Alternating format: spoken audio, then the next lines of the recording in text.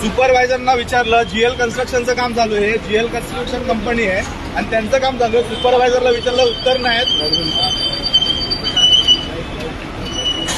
सुपरवायझरला विचारलं तर उत्तर नाही त्यांच्याकडे. आणि अशा प्रकारची कामं सर्रासपणे मुंबईभर चालू आहेत.